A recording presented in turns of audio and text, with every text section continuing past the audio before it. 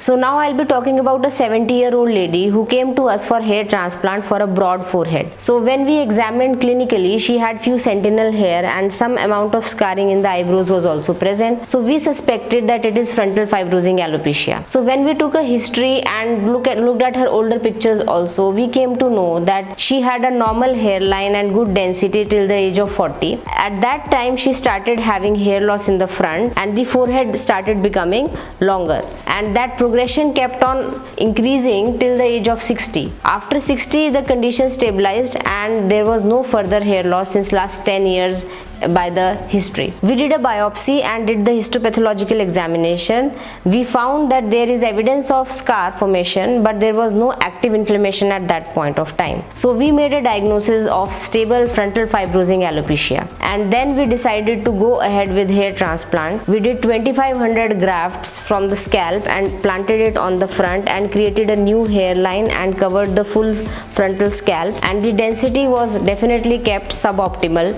purposely. And after 8 to 9 months she started showing good hair growth and she was very happy, and we have been following up every 2 monthly for the last 3 years and she is still maintaining good results. The bit that doctor worked on, transplanted, took it from the back, and I decided I would keep it white, I would keep it short, and I'm very, very happy. Everyone asks me how it feels, and I really would never have believed that I could look